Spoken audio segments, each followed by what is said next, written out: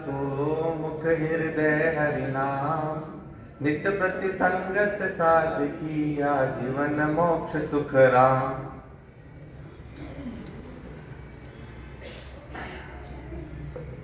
आज अपन यहाँ 7 वेद को अंक तो महाराज चौपाई का माध्यम समझावा है। नामे हेत बेर नहीं बांधू, नामे जांच अचाची, नामे अड़ू मड़ू नहीं कोई, नामे पांच अंबाची। न मेरे किसी से हेत है, न बेर है, न मैं मांगता हूं, न बिना मांगे भी रहता हूं, न मैं अड़ता हूं, न मुड़ता हूं, न मैं बाजता हूं, न बिना बाजे रह सकता हूं। महाराज यह कह रहे हैं कि मैं हूं ही नहीं। जब हम अपने अहंकार को पोषित करते हैं और अपने अहंकार को बढ़ाते हैं कि मैं हूं, तब सारी चीजें आती हैं कि मेरे होने से हेत भी होता है। हेत यानी लगाव। मेरे होने से हेत भी होगा, मेरे होने से बैर भी होगा। जो दुश्मनी है वो दुश्मनी भी कब आएगी? जब मैं होऊंगा। और मैं मांगता भी हूं, न तो मैं मांगता हूं, न मैं बिना मांगे रहता हूं। यानी मैं हूं ही नहीं। मैं मांग में भी नहीं हूं, ना मैं कहीं हूं। मैं वो तत्व हूं जो परमात्मा में विलीन है, जो परमात्मा के साथ रहता है। देखिए, अपने शरीर के अंदर एक प्राण वायु बहती है। जैसे कि हम श्वास लेते हैं, श्वास ऑक्सीजन लेते हैं, तो क्या जो व्यक्ति मरने को जा रहा है, जो मरणासन है, उसे हम ऑक्सीजन देके जीवा सकते हैं क्या? क्या वो व्यक्ति जी सकता है क्या? नहीं जी सकता ना। ऑक्सीजन देने पर वो नहीं जी सकता। उसे वेंटिलेटर पर रख दो तो क्या वो जी जाएगा? नहीं जी पाएगा। उस ऑक्सीजन के साथ एक तत्व और बहता है जिसे ईथर एलिमेंट, विज्ञान की भाषा में ईथर एलिमेंट, या अपनी भाषा के अंदर हम बोले प्राण तत्व, जिसे वैज्ञानिक भी नहीं माप पाए। वो परमात्मा की प्राण वायु हम लेते हैं और हमारा संबंध उस प्राण वायु से, उस प्राण से, न इस शरीर से है, न इस मन से है। तो जब हम उस परमात्मा से अपना संबंध जोड़ते हैं तो यहां के सारे संबंध हमारे टूट जाते हैं। जो पद, जो प्रतिष्ठा, जो मान सम्मान हमने यहां बनाया है, यह हमारा नहीं है। हमारा सम्मान, हमारा पद क्या है? हमारा पद है आनंद का पद। हमारा पद है केवल का पद। केवल वही पद, एक पद। कौन सा पद? वो परमात्मा का पद।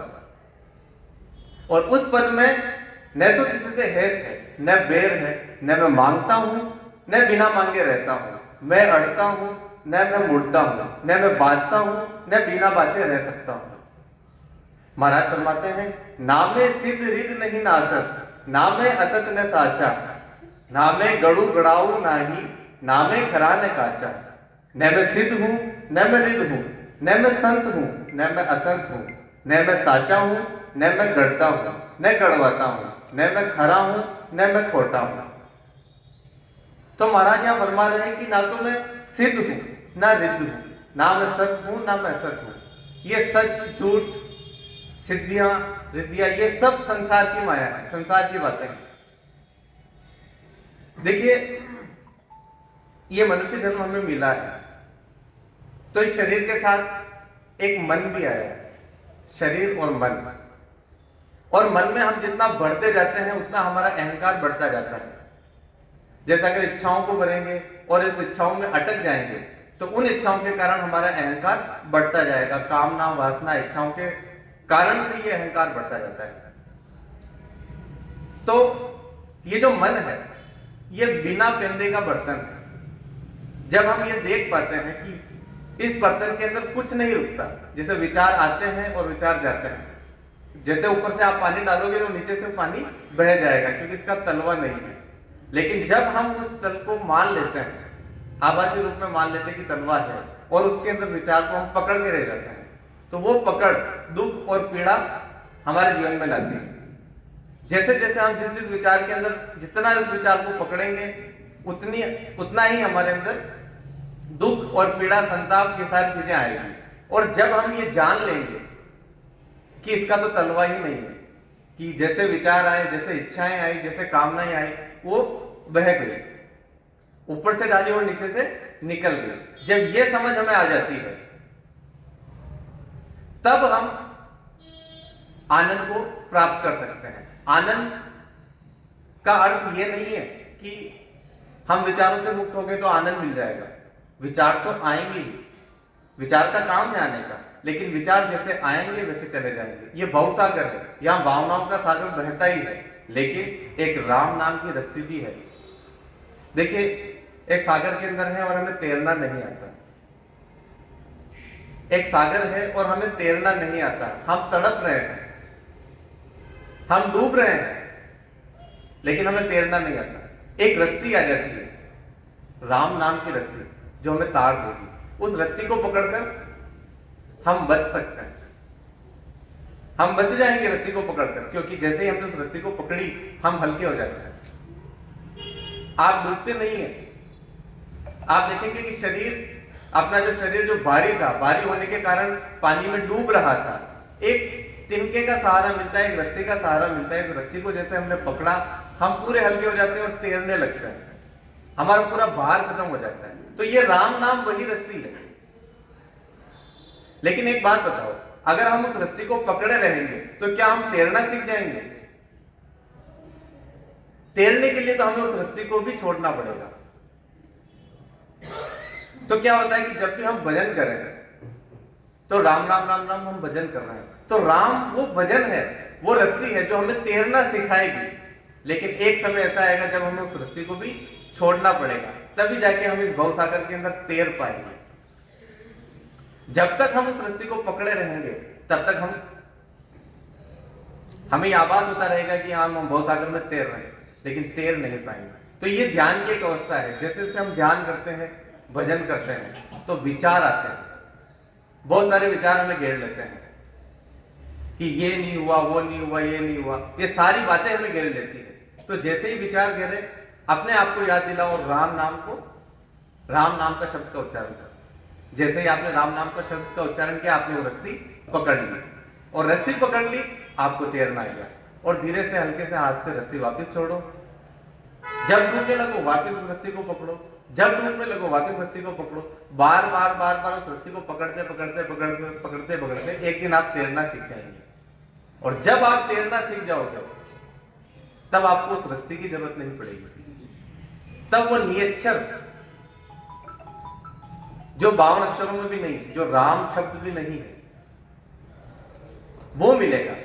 लेकिन तैरने के लिए पहले हमें रस्सी को पकड़ना होगा, अपने अहंकार को ढीला करना पड़ेगा। तो महाराज फरमाते हैं, नामे बात विरोधी समता, नामे सुखी न दुखिया, नामे चलूं अचल भी नाही, नामे रेत न मुखिया। मेरे वाद विवाद विरोध नहीं है, नहीं मैं समता है, न मैं सुख में न दुखी हूं, न मैं चलता हूं न अचल भी हूं, न मैं प्रजा हूं न राजा हूं। यानी कि मैं यहां कुछ नहीं हूं, ना तो प्रजा हूं, ना सुख में हूं, ना दुख में हूं, ना राजा हूं। मैं कुछ भी नहीं हूं, तो मैं क्या हूं? जब हम कुछ नहीं होते हैं ना, तब हम अनंत हो जाते हैं। देखिए, कुछ नहीं का अर्थ होता है शून्य। शून्य, अब शून्य क्या होता है? शून्य यानी कुछ नहीं, और वो शून्य ही अनंत है, उसकी कोई सीमा नहीं। शून्य ही अनंत है। एक नंबर होता है, कोई भी नंबर होता है, उस नंबर को अगर आप गुणा करते हैं शून्य से, तो क्या आता है? शून्य। और उसी नंबर को अगर आप शून्य से डिवाइड करते हैं, भाग देते हैं, तो क्या आता है? अनंत, इंफिनिटी। तो आप वही शून्य है, लेकिन आपका मोल बढ़ जाता है जब आप उस शून्य को भाग देते हैं। जब आप शून्य के अंदर डिवाइड होते हैं, तब आप उस शून्य के अंदर अनंत हो जाते हैं। तो उस शून्यता को समझने के लिए आपको ये जो सारी समझ अपने पकड़ रखी है कि मैं ये हूं, मैं वो हूं, मैं वो हूं, इन सब पकड़ को ढीला करना पड़ेगा। आपको इन सब पकड़ से मुक्त होना पड़ेगा कि मैं कुछ भी नहीं हूं, मैं शून्य हूं। तभी वो परम पिता परमात्मा मिलेगा जो अनंत है, असीम है। वो असीम परमात्मा तभी मिल सकता है जब ये शून्यता हमारे अंदर आएगी, जब इस शून्यता का स्वाद हम चखेंगे। लेकिन ये शून्यता हमारे भीतर आती नहीं है। क्यों नहीं आती है? क्योंकि हमने अपने आप को कुछ ना कुछ मान रखा है। हम यहां बैठे हैं तो किसी हिसाब से बैठे हैं। मैं पिता हूं, मैं पुत्र हूं, मैं दुकानदार हूं, मैं नौकरी पेशा हूं, मैं कलेक्टर हूं, मैं चपरासी हूं। कुछ ना कुछ पद हम यहां लिए हुए हैं। लेकिन वो शून्यता का पद, वो आनंद का पद, वो केवल का पद हमने यहां कोई धारण नहीं किया। तो जब तक हम उस आनंद के पद को धारण नहीं करेंगे, जब तक हम उस केवल के पद को धारण नहीं करेंगे, परमात्मा हमें नहीं मिल सकता। देखिए, परमात्मा उसी को मिलता है जहां मैं नहीं रहता। जब तक आप हैं तब तक परमात्मा नहीं है, जब आप नहीं हैं तभी परमात्मा है। तो महाराज फरमा रहे हैं, न मैं धर्म कर्म में नहीं हूं, न आचारी हूं, न मेला यानी बिना आचार का हूं, न मैं स्त्री हूं, न पुरुष हूं, न मैं उली तरफ हूं, न मैं पहली तरफ हूं। ना मैं गांव जंगल में रोही, ना मैं ग्राही, ना मैं त्यागी, ना मैं भेष जगत सो नाही, ना मुझ आड़ न बागी। न मैं गांव जंगल रास्ता हूं, न मैं गृहस्थी हूं, न त्यागी हूं, न भेषधारी हूं, न मैं संसारी हूं, न मेरे कोई आड़ है, न आड़ भी बागी है। देखिए, जब हम समझते हैं कि मैं कुछ नहीं हूं, तो हमारे सारे विवाद ही खत्म हो जाते हैं। ये सब विवाद, सारे दुख, सारी चिंताएं, सारी पीड़ाएं क्यों हैं? क्योंकि मैं हूं। हमने अपने आप को मान रखा है कि मैं हूं, और मेरी उपस्थिति को कोई मान नहीं रहा है कि मेरे होते हुए भी तुमने ये काम कर दिया, तो गुस्सा आता है। मेरे होते हुए तुमने ये कैसे कर दिया, तो गुस्सा उत्पन्न होता है। ये अहंकार उत्पन्न होता है। अहंकार क्यों उत्पन्न होता है? क्योंकि मैं हूं, हमने इस मैं को मान रखा है। तो जब हम ये समझ लेते कि मैं हूं ही नहीं, मैं सबके भीतर हूं लेकिन मैं हूं ही नहीं, मैं वो ही हूं जो सबके भीतर है। कबीरदास जी कहते हैं ना कि चोरों के संग चोरी करता, बदमाशों में भेड़ो तू, चोरी करके तू भग जावे, पकड़ने वाला तू का तू। जो सबके भीतर धड़क रहा है, जो सबके भीतर है, जो प्राणवायु सबके भीतर है, वो तत्व मेरे अंदर भी है, वो तत्व आपके अंदर भी है, और उसी तत्व से हमारा संबंध है। हमारा संबंध इस शरीर से नहीं है, हमारा संबंध इस मन से नहीं है। हमारा संबंध किससे है? उस प्राण से, उस तत्व से, उस परम पिता परमात्मा से, जो सभी के भीतर धड़क रहा है। लेकिन हम अगर अपने संबंध इनसे जोड़ेंगे, जहां महाराज फरमा रहे हैं कि मैं धर्म में भी हूं, कर्म में भी हूं, आचार्य भी हूं, यानी आचार का भी हूं, न स्त्री में भी हूं, पुरुष में भी हूं, उल्ली तरफ हूं, न पहली तरफ हूं, कहीं ना कहीं अपने आप को मान रखा है। जब तक हम ये मान छोड़ देंगे कि मैं कहीं नहीं हूं और मैं सब में हूं, जब हम शून्य को समझ जाएंगे तब हम आनंद हो जाएंगे। मैं हर चीज में हम अपने आप को देखने लगेंगे। तो ये समझ तब विकसित होती है जब हम शून्यता का स्वाद होते हैं। और जब हम भजन करने बैठे तो ये भजन करके बैठे, ये निश्चित करके बैठे कि मैं हूं ही नहीं। भजन कौन कर रहा है? भजन करने वाला भी तो राम है, क्योंकि हमारे भीतर भी राम है। तो हमसे करवाने वाला कौन है? राम। तो हम करने वाले कहां हो गए? हम तो है ही नहीं। तो जब इस भाव से हम भजन करते हैं तभी भजन होता है। लेकिन जब हम कहते हैं कि नहीं, मैं आंख बंद करके बैठा हूं और भजन कर रहा हूं, तब वो भजन नहीं होगा। क्योंकि कर कौन रहा है? मैं कर रहा हूं, और मैं कभी भजन नहीं कर सकता। तो महाराज समझा रहे कि साधु वही है, संत वही है जो नहीं है। तो भजन करने की पहली शर्त यह है कि आप अपने आप को भूल जाओ कि आप हैं ही नहीं, और ये मानकर आप भजन करो कि न तो मैं शरीर हूं, न मन हूं, ना ये संसार में हूं, ना कहीं हूं, मैं हर जगह हूं। आपको हर जगह भी नहीं मानना है, आपको मानना है कि मैं कहीं नहीं हूं। और ये कहीं नहीं हूं मानकर जब आप भजन करते हैं तभी आपका भजन होगा, तभी आप उस परमात्मा से जुड़ पाएंगे, तभी आप उस राम नाम से जुड़ पाएंगे। तो महाराज फरमाते हैं, न मैं गांव जंगल रास्ता हूं, न मैं गृहस्थी, न मैं त्यागी हूं, न मैं भेषधारी हूं, न संसारी हूं, न मेरे कोई आड़ है न आड़ भी बागी है, न मैं ज्ञानी हूं न मेरे भरम है, न मैं बंधा हुआ हूं न छूटा हूं, न मेरे कोई नियम है न ढीला हूं, न मैं साबुत हूं न फूटा हूं। देखिए, ज्ञानी होने का भी भ्रम हो जाता है, पता लगता है कि मैं भी ज्ञानी हूं। ज्ञानी होने का अर्थ भी अपने अहंकार को पोषित करना है। आप जितने ज्यादा ज्ञानी होते जाएंगे उतने ज्यादा भारी होते जाएंगे, उतने ज्यादा परमात्मा से विमुख होते जाएंगे। अपने कहावत है ना कि भोला को बीड़ू भगवान, तो परमात्मा भी सिर्फ भोलों का है, समझदारों का नहीं है। आपने जितनी समझदारी विकसित की संसार की, तो आपको संसार में तो श्रेष्ठ बना देगी, लेकिन परमात्मा से उतना ही दूर आपको कर देगी। क्योंकि समझदारी भी अहंकार को बढ़ाती है कि मैं हूं, मैं समझदार हूं, मैं ज्ञानी हूं। तो महाराज फरमाते हैं कि न मैं ज्ञानी हूं न मैं भ्रम में हूं, न मैं बंधा हुआ हूं न छूटा हूं, न मेरे कोई नियम है न मैं ढीला हूं, न मैं साबुत हूं न फूटा हूं। अब नियम, चरित्र, ये सब कौन निर्माण करता है? ये संसार निर्माण करता है। चेतना का कोई चरित्र नहीं होता। हमारी जो चेतना है इसका कोई चरित्र नहीं है। और चरित्र किसने बनाया? चरित्र बनाया है संसार ने,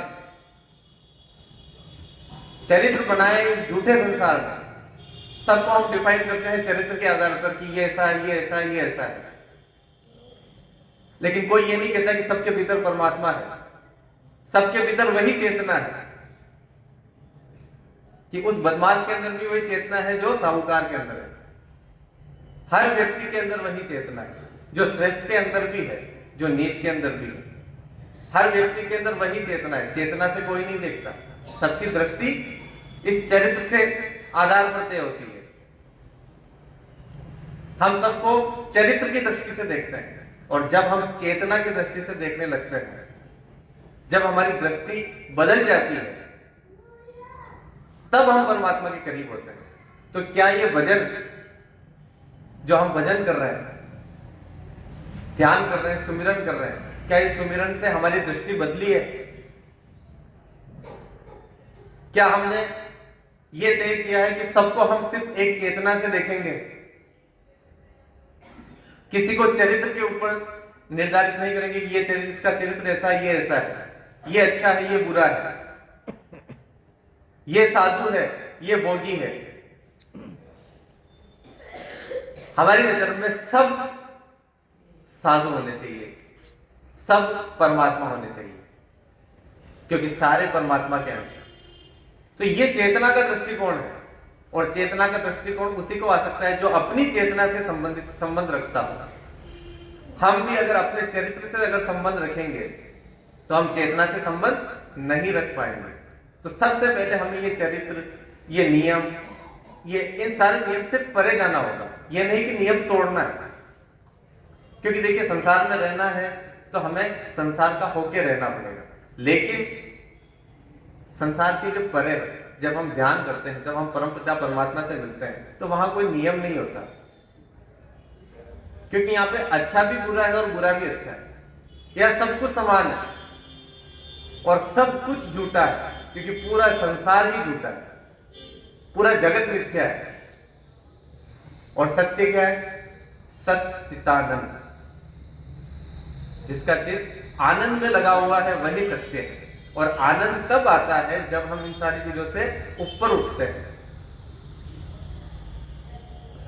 तो महाराज फरमाते हैं, न मैं जति हूं न भोगी हूं, न मैं बांझ हूं न मेरे संतान हुई है, न मैं सुम हूं न मैं दाता हूं, न मैं कहीं गया न आया हूं, ना मैं मरू ना मैं जीऊं, ना मैं अमर न प्रलय, ना कोई मात पिता नहीं बंधु, ना हम हंसे न कुरलाया, न मैं मरता हूं न जीता हूं, न अमर हूं न मैं जन्म मरण में आता हूं, मेरे माता पिता बंधु नहीं है, न मैं हंसता हूं न मैं दुखी होता हूं।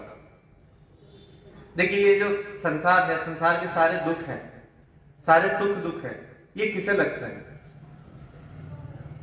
जब हम अपना संबंध अपने शरीर से, अपने मन से जोड़ते हैं।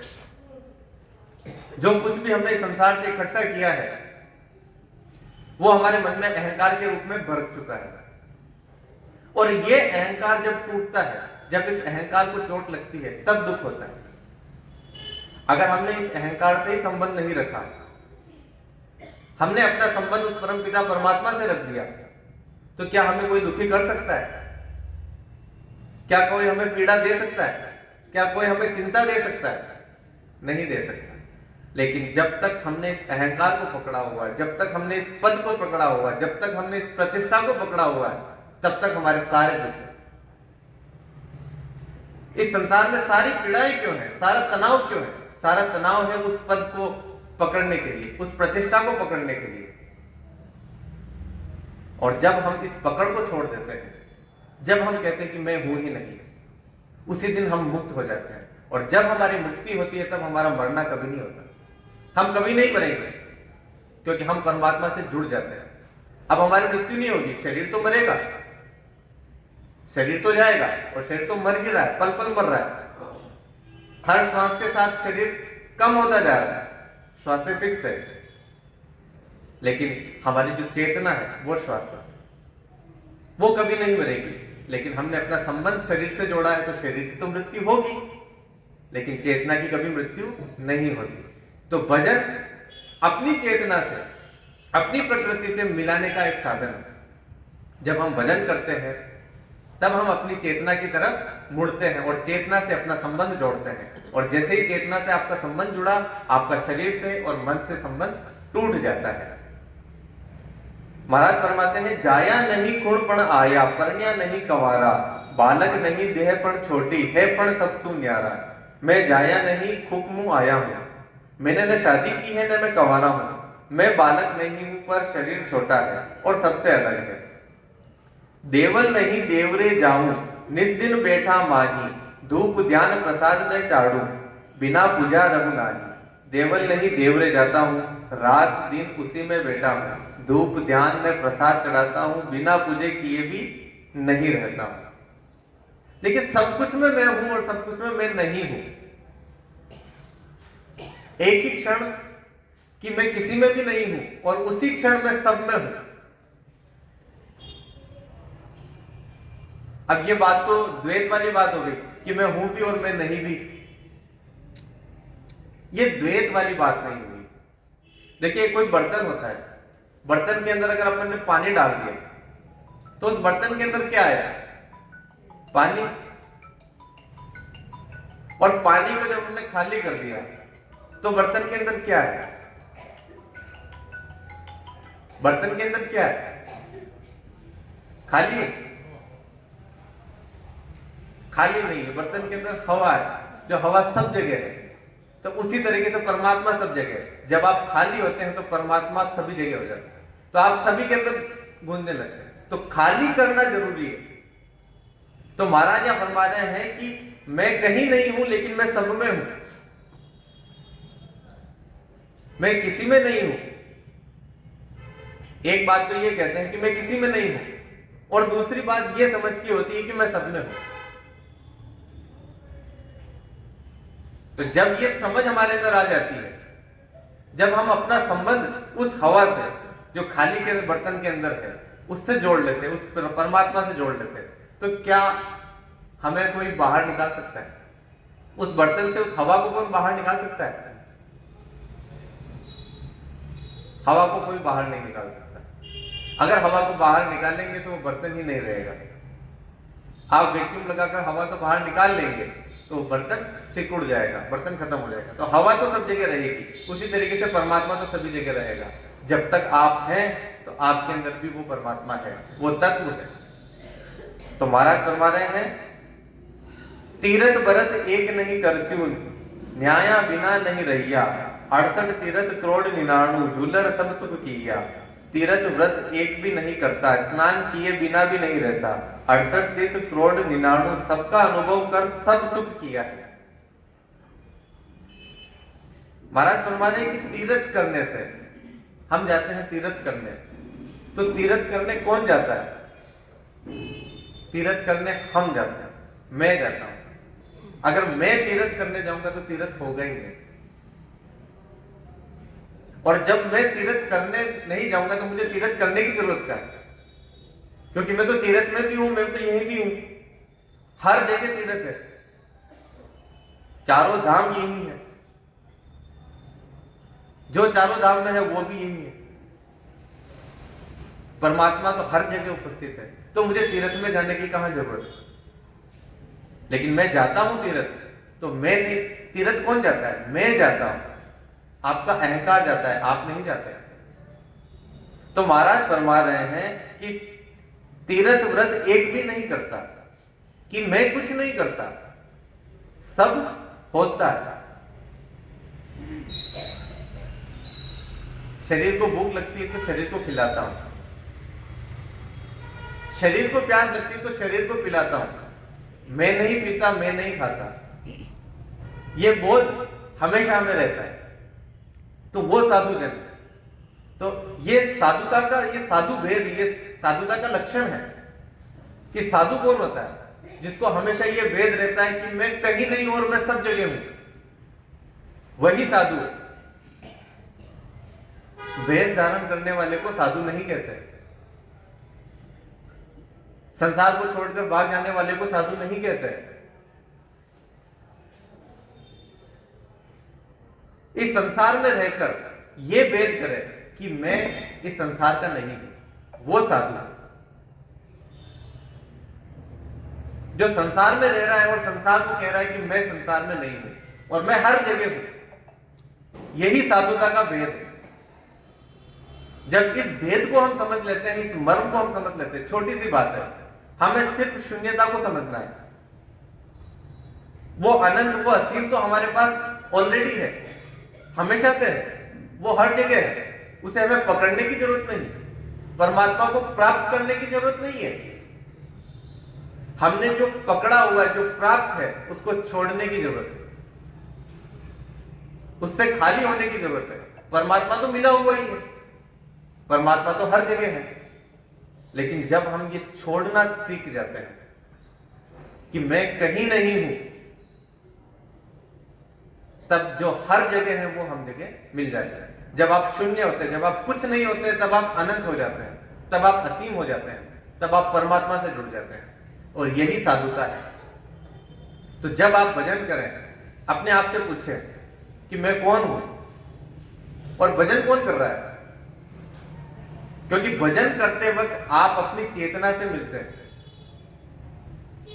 आप भजन कर रहे हैं तो मतलब आपकी आंखें बंद है, आप लय में राम राम राम नाम का स्मरण कर रहे हैं, तो आप किसका स्मरण कर रहे हैं? आप उस परमात्मा का स्मरण कर रहे हैं जो श्वास के साथ आ रहा है, श्वास के साथ जा रहा है, उसको याद कर रहे हैं। तो यानी कि उस चेतना को याद कर रहे हैं, जो चेतना आपके भीतर आ रही है और आपके भीतर जा रही है। ये आपका प्राइवेट टाइम है उस परमात्मा से मिलने का। तो जब आप इस प्राइवेट टाइम के अंदर अपने परमात्मा से मिलते हैं, जब आप भजन करते हैं, तो भजन करते वक्त अपने आप से पूछें कि क्या ये जो नाम मैंने ले रखा है, ये पद मैंने ले रखा है, ये प्रतिष्ठा मैंने ले रखी है, क्या ये मैं हूं? तो आप कहेंगे ये मैं नहीं हूं।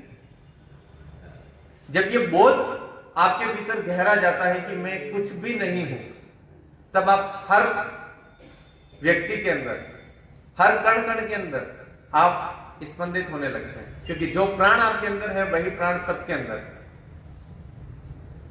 वही प्राण सबके अंदर धड़क रहा है। एक सा प्राण है जिसका ना कोई आकार है, वो निराकार है, जिसे किसी साचे में नहीं डाल सकते। ये साचे जो डले हुए हैं सारे झूठ है, सब कुछ मिथ्या है। ये शरीर, ये मन, ये सब कुछ मरेगा, लेकिन जो कुछ नहीं मरेगा वो है परमात्मा का प्राण तत्व। वो प्राण कभी नहीं मरेगा, जो इस ऑक्सीजन के साथ आ रहा है, जो इस श्वास के साथ आ रहा है, जो नाम कभी नहीं मरेगा। वो नाम, जिस नाम को हम लिख भी नहीं सकते, वो इन 52 अक्षरों में नहीं आता। वो तत्व जो इस धरती का ही नहीं है, इस लोक का ही नहीं है, वो तत्व जो होकर भी नहीं है, जो सभी जगह है लेकिन नहीं है। जैसे ही हम देखते हैं वो नहीं होता, और जब हम नहीं देखते तब वो हर जगह मौजूद है। आज जो संसार के अंदर सारे दुख हैं, सारी पीड़ाएं हैं, ये उस नहीं देखने के कारण है। कि हम देख नहीं पा रहे हैं कि सबके भीतर वही परमात्मा है। हम देख नहीं पा रहे हैं कि सबके भीतर वही धड़क रहा है जो मेरे भीतर धड़क रहा है। जब ये दृष्टि हमारे भीतर आ जाती है तो सारी दृष्टियां, अब किस बात का डर रहेगा, किस बात का दुख रहेगा।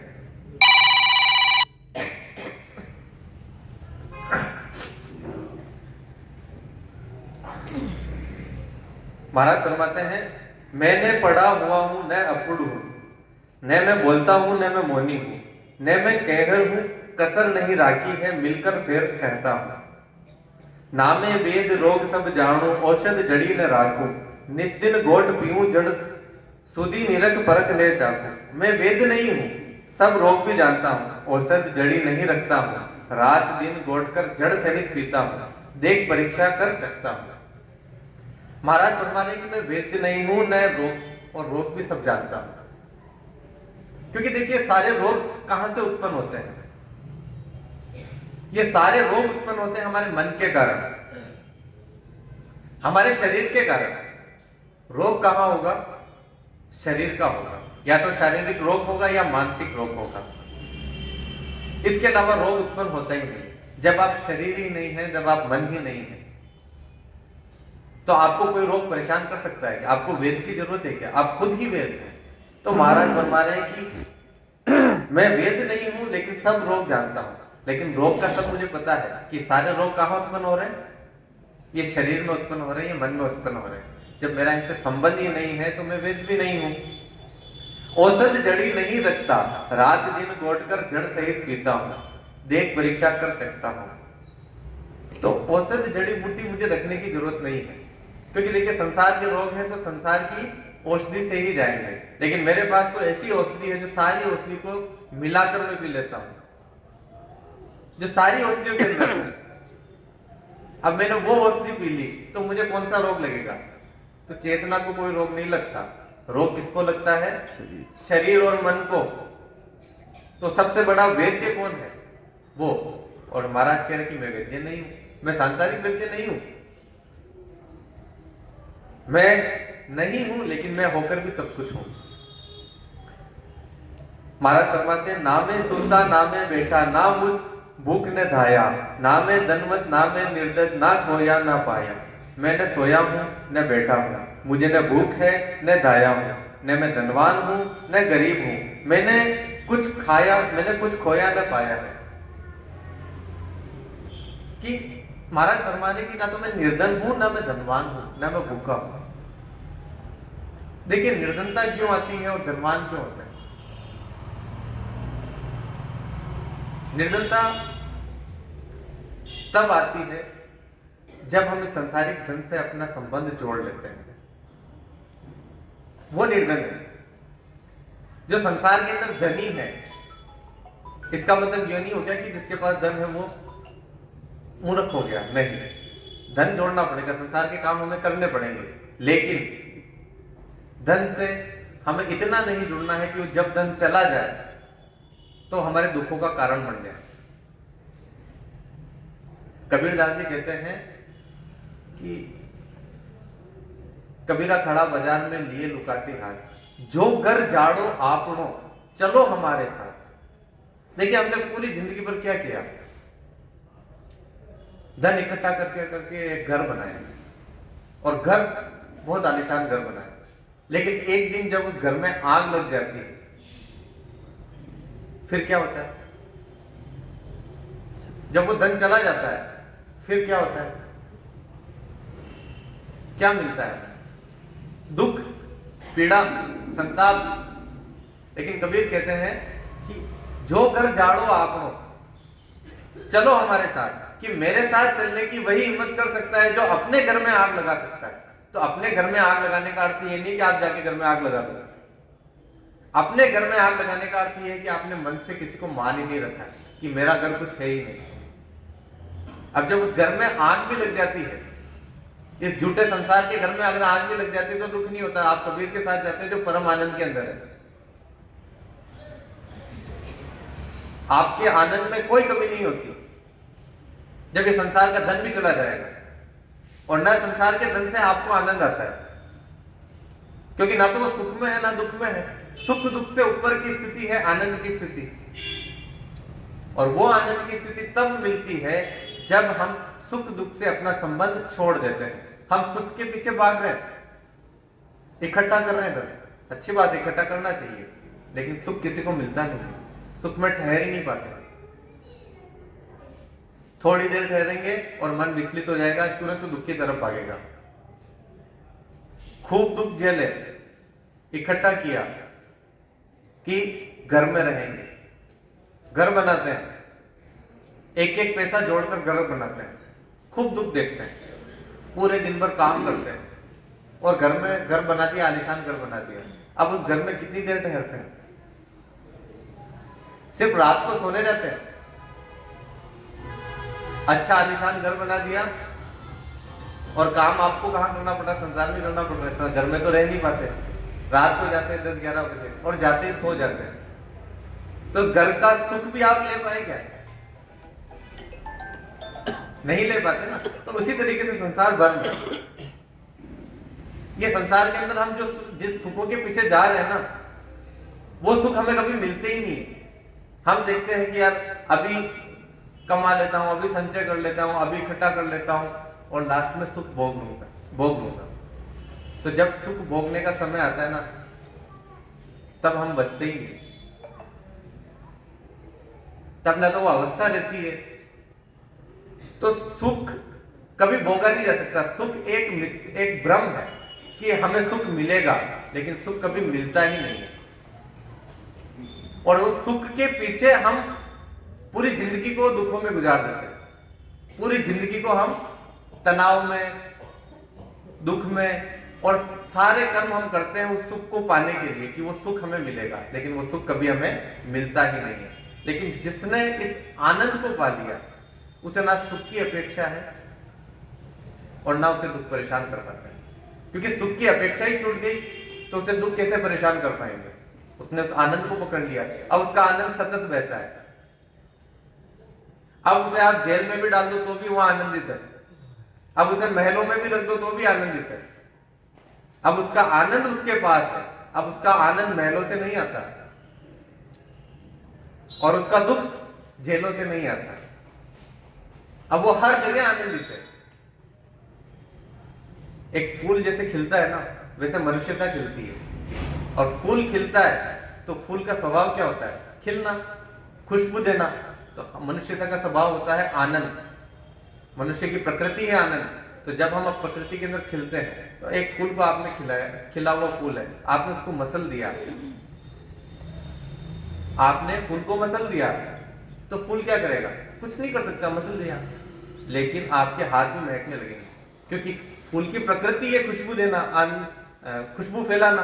तो आपकी प्रकृति है आनंद देना, आनंद बांटना। अब जब आप मसल भी दिए जाओगे ना, तो भी आप सिर्फ आनंद बांटोगे।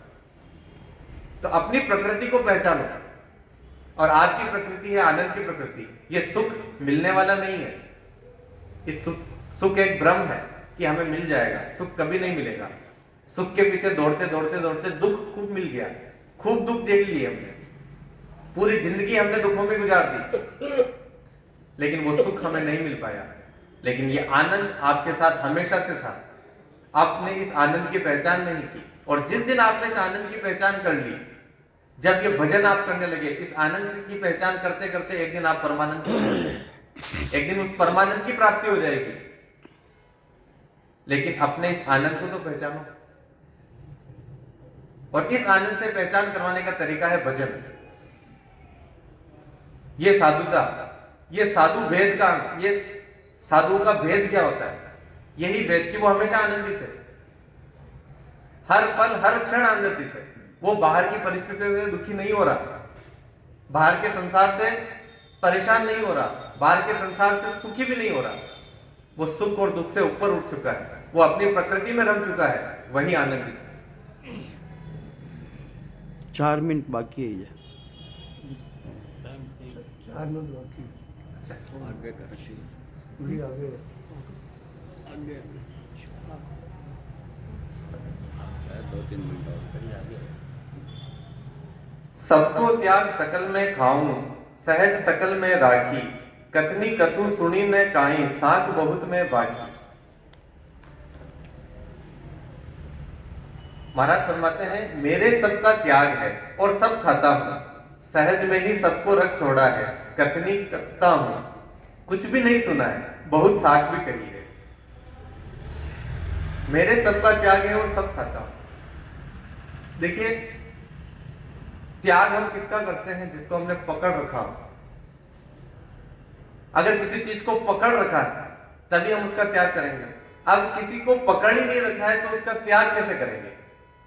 वो तो पहले ही छूटा हुआ है ना। तो महाराज कहते हैं कि सब खाता हूं और सबका त्याग है। एक पल में तो कहते हैं कि सबका त्याग है और एक पल में सब खाता हूं। तो ये पकड़ छोड़नी है। आपको त्याग करने से कुछ नहीं होगा कि हम कहते कि यार मैं चाय नहीं पीता या किसी चीज का मैंने त्याग कर रखा है कि ये चीज नहीं खाता। क्यों नहीं खाता? और पहले मैं खाता था। किस लिए खाता था? इस स्वाद के लिए खाता था। अब क्यों छोड़ी?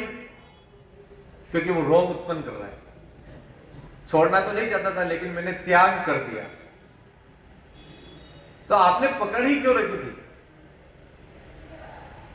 जैसे चाय की आदत बन जाती है कि सुबह अगर चाय नहीं मिले तो आंख नहीं खुलती, उठा नहीं रहता। कई लोगों की आदत है, 90% लोगों की यही आदत है कि सुबह सुबह की बेड भी चाहिए उनको। अगर वो चाय नहीं पिएंगे तो सुबह उठ ही नहीं पाएंगे।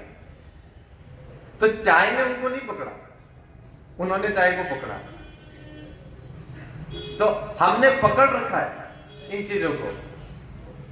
अब त्याग करना जरूरी है। तो हम कहते कि नहीं यार चाय की लत नहीं छूटती। तो आपने ये लत बनाई ही क्यों? क्योंकि आपने अपने आप को जोड़ा। तो महाराज कहते हैं कि मेरे सबका त्याग है और सब खाता हूं। कि अब त्याग किसी का चीज का नहीं है क्योंकि सब छूटा हुआ ही है। अब जो आता है वो सहज रूप से ले लेता हूं। तो सहज ही सबको रख छोड़ा है, कथनी कथता हूं, कुछ भी नहीं सुना है, बहुत साख भी कही है। अब जैसे जब तक व्रत, मेरी बात बताता हूं, मुझे तो इतना ज्ञान नहीं है, कुछ भी नहीं है, लेकिन अब मैंने किसी चीज का त्याग नहीं कर रखा, लेकिन कहते हैं कि मैंने बहुत सारी चीजें त्याग कर रखी। घर वाले कहते हैं कि चाय नहीं पीता, ये वो करता है, ये वो करता है, ठीक है। अभी नीम करोली बाबा गए थे हम, पापा और हम भी गए थे, आदि कैलाश की यात्रा पर भी गए थे। उससे पहले जब नीम करोली बाबा में गया था तो वहां पे चाय का प्रसाद मिलता है। अब जब मैं कहता हूं कि नहीं यार मैं तो चाय नहीं पीता, तो त्यागी हो जाऊंगा और त्यागी होने का अहंकार भी हो जाएगा। मैंने सहर्ष स्वीकार कर ली चाय कि चाय पीता हूं, छोड़ किसी को नहीं रखा, लेकिन सब छूटा हुआ है। तो सब खाता भी हूं, तो चाय पीता भी हूं, लेकिन चाय का त्याग भी नहीं किया। तो महाराज फरमाते हैं कि अपना जो स्वभाव है इतना सहज होना चाहिए कि त्यागी होने का अहंकार भी नहीं आ जाए कि मैं त्यागी हूं, और यह भी नहीं आ जाए कि मैं सब कुछ खाता हूं।